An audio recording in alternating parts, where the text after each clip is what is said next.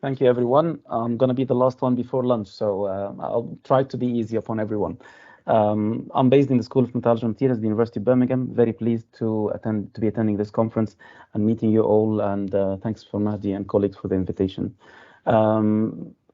Basically, my lab is based in the University of Birmingham, and we are a metals processing lab. So we have been blessed over the years with a large number of investments in additive manufacturing equipment. So techniques like, for instance, laser powder bed. We have in the lab at present around 6 laser powder bed platforms, which is the largest in any university in the UK, in one university. So we have the multi-laser powder bed machine, which can use 4 lasers at the same time.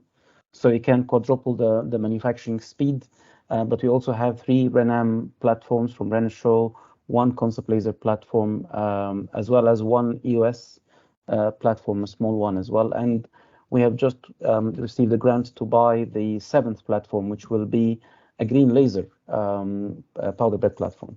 We also have a number of DLD platforms. So there is a Trump DLD machine, blown powder, as people call it, where you can spray the powder from a nozzle and build the structures quite quickly. You can put around 2 kilograms per hour of material quite rapidly. But of course, the resolution is not great. You will need machining, most likely. The residual stresses can be also a challenge. We also have a multi-wire DLD platform as well in the lab, which is used for functional grading from elemental wires. And then our colleagues in mechanical engineering have a ceramic powder bed printer, a ceramic DLP printer from AdmaFlex for printing alumina, zirconia, and transparent ceramics. We've got a hot isostatic press to do post-processing for the structures we make, and a couple of atomizers, as well as a hybrid DED platform, a CNC and a DED head made by Mazak, and a desktop metal platform with our colleagues in mechanical engineering. A number of kits is growing, and at the moment we're exceeding almost 12 platforms of metal and ceramics across the campus. Our activities are linked heavily with the industry, so that's why I was commenting about patenting and these kind of things, because I've been there before many times. So we started working a lot with the aerospace sector on aero engine components or in heat exchangers, for instance, before moving more towards space. So with a number of back-to-back programs with the European Space Agency on space hardware, thrusters, catalysts, radio frequency devices. Then we moved into medical implants, which I'm going to cover a little bit on that today, working on stents and other biomedical implants. And from there, we moved into the motor racing sector as well, where we've done some development programs with Honda Formula One team.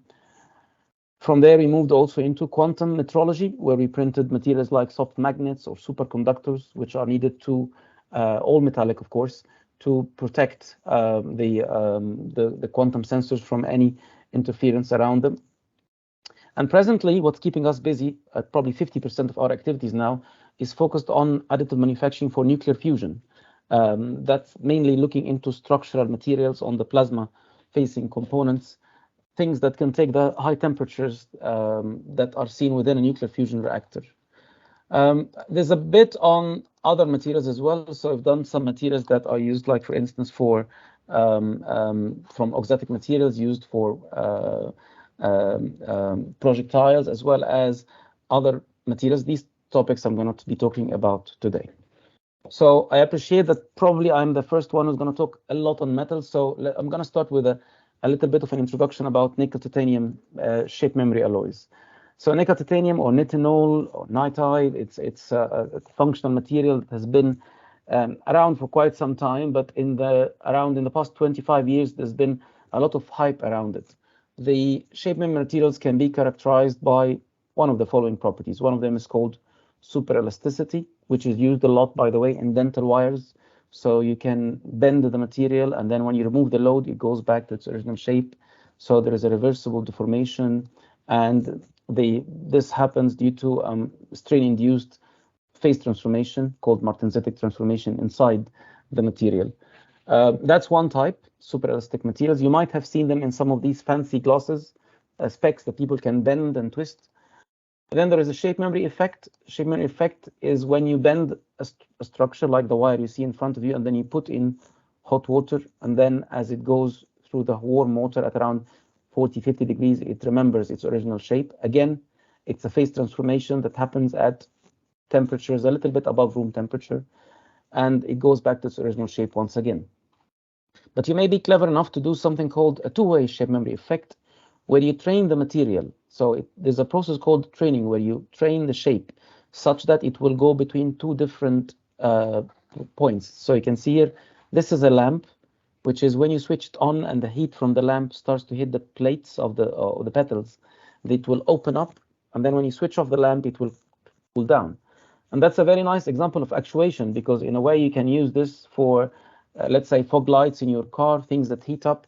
You can do without motors completely if you rely on something like a shape memory material like nickel titanium. The literature on additive manufacturing nickel titanium shows that they are quite difficult. So there are lots of challenges related to their fabrication by additive manufacturing. And by additive manufacturing going forward, I mean laser powder bed fusion, or SLM, which is the main metal technique that is now quite the most popular, I would say. The first point is that these alloys, they contain titanium, and they are very, very sensitive to oxygen. So a tiny amount of oxygen pickup can be problematic. You start from metal powders, so you obviously have a very high surface area to volume. That's not good. And also you are processing powders, melting them in argon, and argon is never pure to the highest level of purity, so you will end up getting some level of oxygen pickup. The second point is that if you don't use the right parameters, they may crack, they may form pores, and as a result, you will not get the performance you want. One other problem is that because of their chemistry is typically nickel titanium equiatomic. You can form intermetallics, you can affect the transformation temperatures. So rather than the material doing its transformation at room temperature or a little bit higher than room temperature, it can fluctuate a lot. So it requires heat treatments to be able to get that transformation in the right place. Last but not least is if you try to melt nickel titanium by additive manufacturing, nickel will be selectively evaporated. So if your alloy deviates in its chemistry by 0.1% or 0.2%, it doesn't function as you want it to function at all. So these are all major challenges toward the fabrication of shape memory materials by additive manufacturing.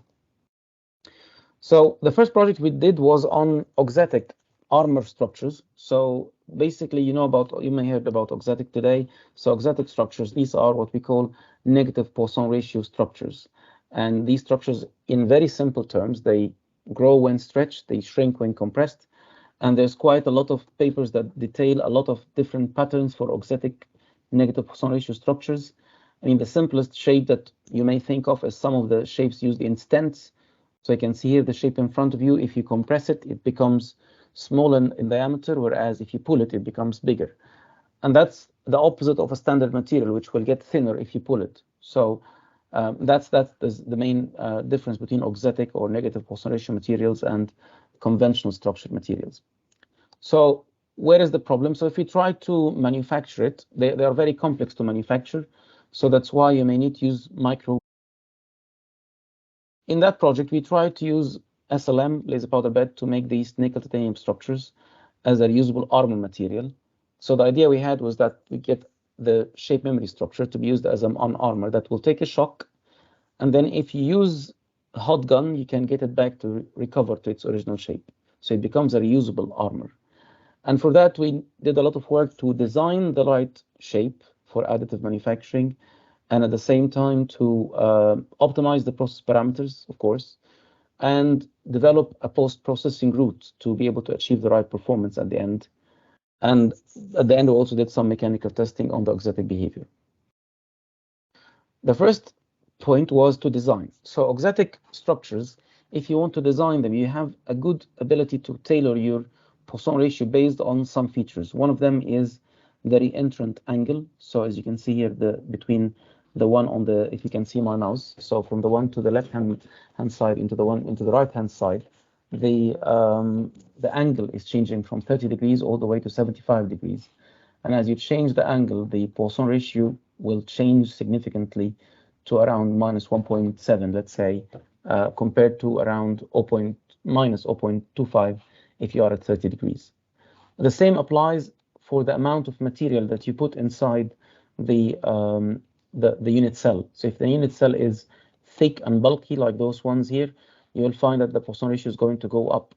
So you can optimize the angles, you can optimize the density of the material inside the unit cell to achieve the right performance. But there is a challenge here that some of these structures, as you can see, they are made out of a flat or horizontal overhanging structure. And in additive manufacturing, especially for metals, this can be quite a challenge. You may need to use support structure. And as a result, what we did was that we made a slight change in the design from the perfectly flat unit cell into flat horizontal unit cell line, that the one on the top and the bottom, where we started to add some inclined links to allow us to build self-supported struts. They will not actually, so that they do not fail during building them, especially when they are very thin.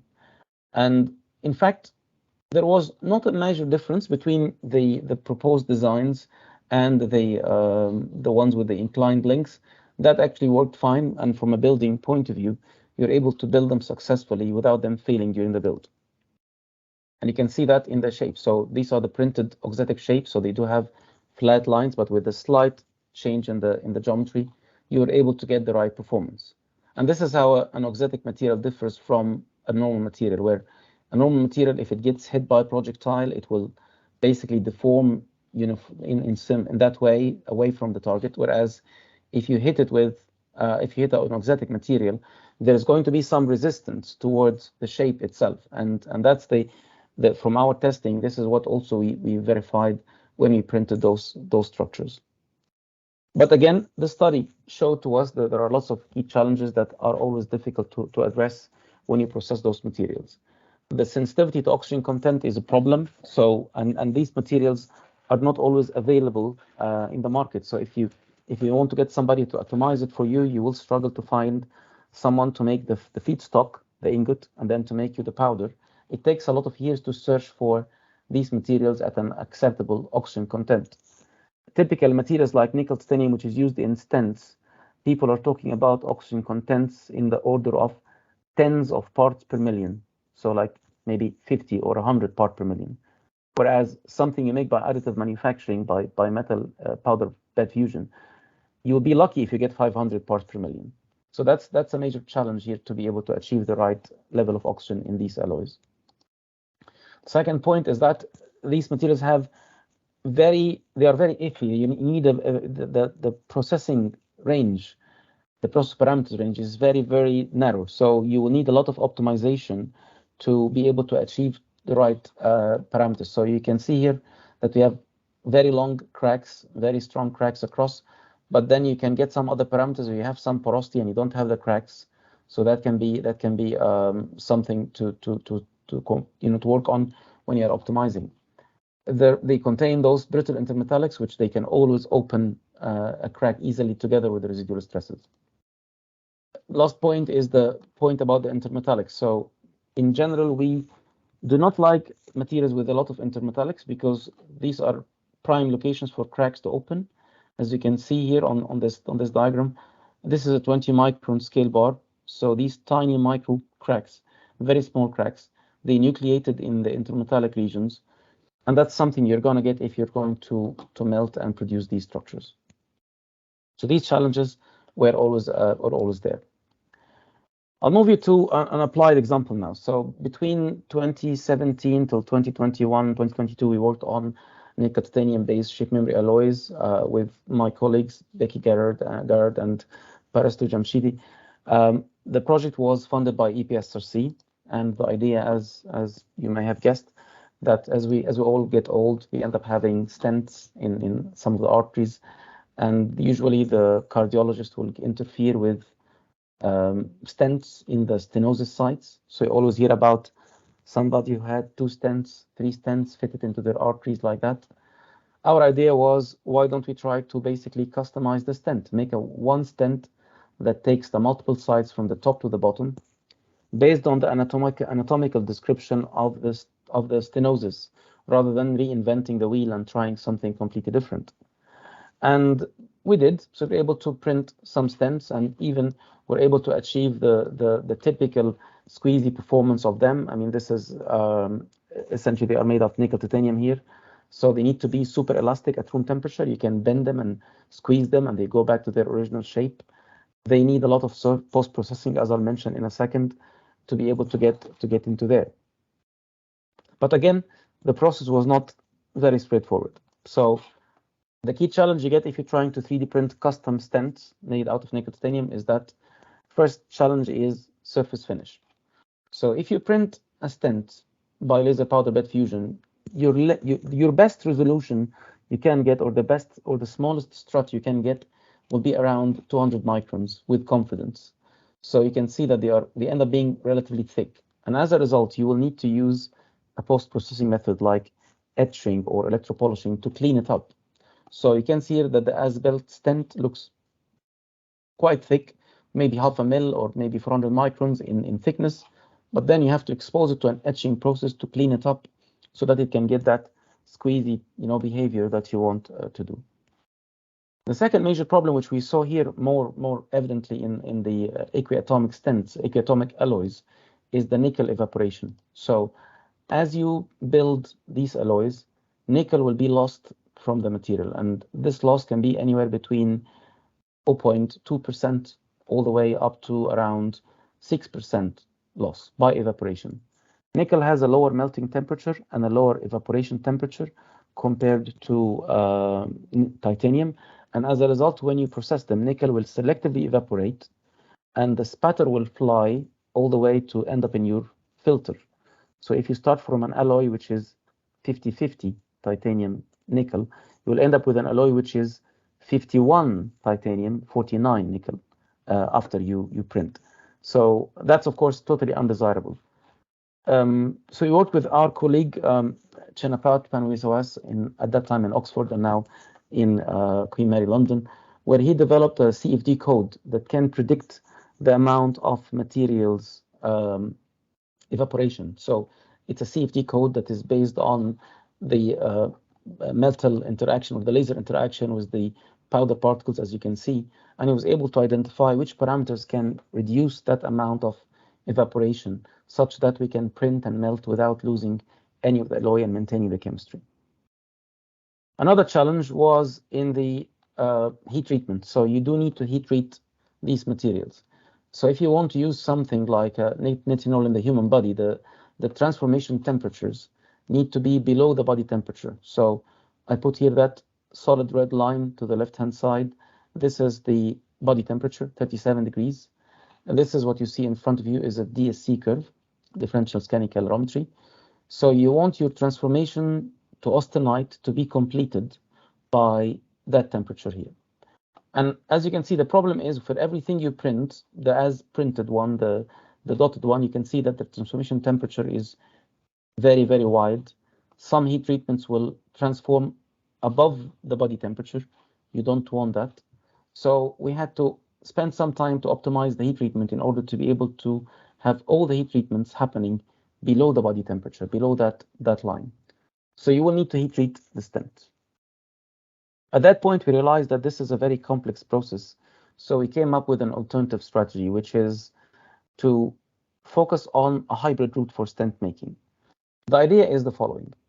If you want to make a stent, you typically start from making an ingot, and that ingot gets extruded, and then the extrusion gets drilled into a tube, and then that tube then gets drawn to be very long to be laser micro-machined.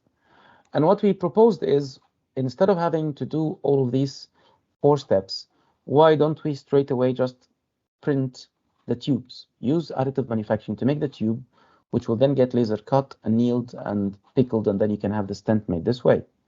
And then a patent was filed in 2021 for this idea, and this is where I was coming from. And basically what the patent eventually couldn't progress because additive manufacturing was mentioned in many of stents, was mentioned in many patents.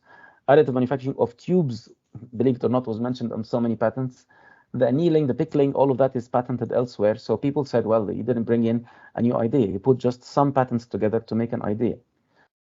But the idea itself worked. So we printed nitinol tubes, heat treated, cleaned, and then eventually they don't contain any porosity, as you can see, quite dense from inside. And then they were laser micro machined. and to some extent we can achieve the geometries that can be achieved from commercial stents. That was fine. And that was a route that you propose, and that way you can save around, if I go back to my drawing, you can save around 90% of your material that gets lost by drilling during the process. So it's a sustainable route towards making material for stents. But we faced a lot of difficulties to sell the approach to the industry because of the way that because actually stents are fairly mature products. If you want to commercialize it as a medical product, it will take quite a long time to reach to that point. We are still continuing the work anyway, so we're looking into the biocompatibility, we're looking into other materials and still doing some mechanical testing to look into how they behave in general following several cycles of loading. I'm conscious of the time, so I'll try to wrap up in a minute with one other project we're doing, which is other shape memory alloys. We've been working on beta titanium alloys as another nickel-free material that can be used for shape memory or auxetic structures or other 4D printed shapes. So these alloys, they are highly biocompatible. They contain very biocompatible elements. They actually have another great characteristic about them, which is that their elastic modulus is very low. So if you can see my mouse, these alloys have an elastic modulus of around 55 to 60 degrees, which is almost half of what you get in titanium 6-4, the standard material used in implant. They are very biocompatible, and they do have very interesting behavior. So they can deform, because of their low elastic modulus, to a much larger elastic limit compared to other materials. And as you can see, they have a very interesting elastic modulus and strength, combination between them. So we've been printing those materials, and the key interesting thing about them is that when we're looking into one of them, that flexible material, and one of my students saw the robot from EOS and Festo online, which is very similar to the guy in Spider-Man movie, if you watched that movie. And then he went on and he started printing it. And as you can see, this is a metallic material, a mechanical metamaterial that can achieve repeated strain up to 1.5% elongation without yielding. The elastic modulus is around 55 gigapascal. The strength is almost 1 gigapascal. So it's a very strong, flexible materials. And since then, we've been looking for ideas that we can utilize it in the industry, things like nickel-free stents, as I mentioned previously, and also looking into using it for morphing wings or other aerospace structures. So to conclude, there are some transformational opportunities in these shape memory materials. That's true. But at the same time, there are some challenges. They do have some unique combination of mechanical and mechanical thermal properties, but they need a lot of work to get them there. And the key challenge we find for applying them in the industry is that they are very niche applications. So we need to look into wider industrial applications, which are likely to be very non-conventional in nature. The new materials, of course, and whether it's structural or functional, they achieve benefits that we have not seen before in conventional materials, in conventional engineering alloys. So we need to keep looking for these new alloys and search for better materials. It would be ideal if we can find multidisciplinary projects to look for applications of these unique alloys for 4D printing. So working with the medical sector, working with the aero sector or the defense sector can open up a lot of opportunities to work on these materials. Finally, I thank those who have been paying the money into AmpLab over the past 12 years or so, and those who have done the work, and I'll be happy to take your questions. Thank you very much.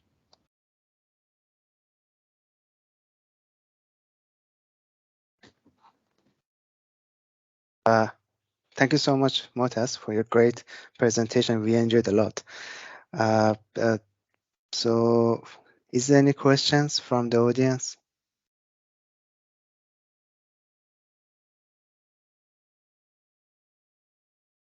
Please raise your hand if you have any questions. Hope Dennis said, yep, go ahead, please. It's not a question, just to add what Moatez said about stents, because I will present a few things about stents and the patentability of this work. You spend a lot of time working, and then you realize that it's not very easy. Actually, I wanted to tell that back in 2012, there was a debate with our colleagues from engineering whether we're going to go on printing of stents using metal alloys or metals in general, or move to polymeric stents. And likely by that time, there was a company in Germany where they they 3D printed bifurcated stents. Yeah. If you probably know that, and then Yeah. that killed all the ideas about patents. The moment they did it, it was very difficult for us.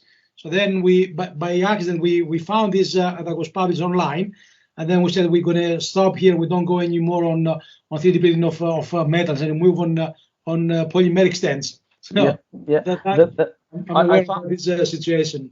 I found the whole process quite difficult. So, for instance, after we have done all the medical work, so we've shown that the alloy itself is biocompatible, properties are good. Then the next step is that you want to do some lab-based, outside the body experiments, and then you want to look for animal trials. And then after animal trials, you look for patient volunteer trials, and then you commercialize it. Now, this is probably a 20 years process if you are optimistic about something medical, and if there's no rush for it. I mean, in a way, the current micro machine stents are very well developed. So people are always asking the question, why bother? Why change? So maybe not for today, but maybe in the future or so, we will end up requiring 3D printing of stents, or it doesn't have to be arterial stents. It could be for esophageal stents, for other biliary stents. So that could be something else. There was a question. Just to add another thing, that my experience with Comet, because there was a discussion in the previous panel that we develop IPS and we try to commercialize it. My experience with medical devices is that with medical companies, also with pharmaceuticals, is that quite often there's a sort of competition. They do internal work, and then they don't want to come to you because somehow you make it better, or they insist to generate IPs themselves. They don't want to buy from university. No matter how cheaply you're going to offer it to them, they're not very attractive to this option. So we approached a few companies and we presented the benefit of using 3D printing, but we suspect that they have internal work, internal trials they try to modify. So again, it's not a very easy process. Even if you get the IP and then move to the next step, which is commercialization, and you have the animal data, of course, you cannot have human data because it takes a lot of money. It's their job to do it. Still, you will have difficulties all the way. And like you said, it might take 20 years or about this time. Or even more. Even more, yes. There was a question from Dhruv Patel about the chemical etching of the stents. So no, the chemical etching it's actually electrochemical etching or polishing in a way, is a standard process even in the manufacturing of conventional stents. So laser micromachining usually leaves debris, some sort of like a damaged surface around the material because it's a cutting method. And usually stents manufacturers, they will need to polish it, to clean it. So if you look into the surface, it looks great. And then after that, typically, they may need to apply a process to create a very thin oxide layer on the surface to prevent the leaching of the stent or any ion release. And sometimes even they coat it with a drug. So chemical etching is an understood process. It's part of metal stents manufacturing in general anyway. Thanks, Moatez. There's another question regarding the fatigue life. Yep. Yeah. So no, we have not done the assessment, but you may have seen in the video we need to do some fatigue testing for the stents, and as I said, we stopped short from doing it. We did it as a simulation, not as an experiment, and that's because we couldn't sell the idea further beyond that to the medical sector. But of course, fatigue will be important. Additively manufactured materials, as you know, are always anisotropic, whether it's defects, whether it's the microstructure. So there is always the need to assess the fatigue behavior. And usually metallurgists believe that forged material is the gold standard of material properties. So additive manufacturing may end up being a little bit inferior to forged materials. Okay, thank you so much, Moatez. Actually, I have also a question regarding the fatigue life. Do we need to consider the fatigue because the stents are gonna be used for once or twice, so they don't experience cyclic loading? They do, in fact. So the cyclic loading that we talk about here is the heartbeat. So basically, the blood flow is going to open the arteries and so on across many times. So we're talking about millions and millions of cycles that they need to survive. They obviously need to they experience balloon expansion, but that's different. And there's obviously some level of recoil as well when you expand it. But the fatigue is very important because you don't want them to under the heartbeat and the arteries expansion, the presence of plaque or any other material around them, that they will not be too much stressed, and they will survive, for lifelong. So a stent it doesn't have any stationary position once it's implanted. Exactly. It opens and closes. It's basically get deployed in a location, so in a stenosis site gets opened, and then once it opens, the arteries still see some level of stresses. They are not obviously static, so the heartbeat keeps them expanded slightly. And if we're talking about 100 megapascal of stress or 50, but you still want that to be surviving for lifelong, so Yeah. and you can calculate. So if you beat 60 times a minute or something like that, see how many that is a day, a second, so on. And these are your cycles that you need to design for. Okay, great, thank you. I think there's another question related to the previous question. In topology, the most effective software for adjusting density of the units as such. Do you use N topology or other kind of lattice generator software? So we used N topology for some trials. We used some other codes from other collaborators. So from our colleague from PA College, Dr. Ajit, and others, they have their own codes for lattice development. Dr. Oraib Al-Ketan from New York, Abu Dhabi, we tried some of their codes. The thing is that with stents, the challenge that you want to design a stent for additive manufacturing. So, and this is the same like the problem I mentioned with the auxetics. You want something where you don't have overhanging features, the angles need to be there. And usually if you try to design something for additive manufacturing, your flexibility will be compromised a little bit to some extent. So there is always the need for design, but we do this as, I would say, a customization based on CAD rather than relying on N topology or other software tools for lattice generation. Okay, brilliant, thank you. There's another question regarding the biocompatibility, the effect of any chemical treatment on the biocompatibility, and also the coating. So chemical nickel titanium as a material is interesting, but also it contains nickel. So some people suffer from nickel allergy, and sometimes some people have it quite badly, and some others not. The statistics are there's basically around 35% or 30% of women have nickel allergy. It's quite surprising. And around 10% of men have nickel allergy. And it seems to be increasing, or at least the diagnosis of it is increasing over the years. So that's why you don't want any nickel to be released from the surface. And that's why as a part of the polishing process, there is another treatment that is required to get the surface of the stent almost to turn into a very thin oxide, a very thin ceramic to prevent any nickel ions from leaching into the blood. And then on top of that, they usually coat the stent with a drug, and is called drug-eluting stent. So the drug usually is there basically to dissolve the stenosis, dissolve the plaque, handle other issues in the blood, and usually it's leaking the drug over a number of years. So no, the chemical or electrochemical processes will not affect the biocompatibility in a conventional stent at all. It's part of the standard process to do it. Brilliant, thank you. And any other questions, comments? No, so yeah, so let's thank you so much, Moatez. We will have further discussions in the